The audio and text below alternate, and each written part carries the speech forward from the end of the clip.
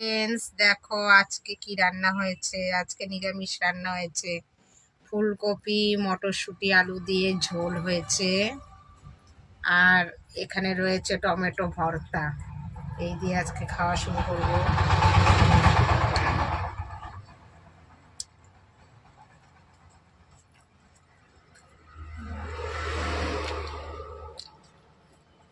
बाप ने हम तो बाप खाई हमने जिले के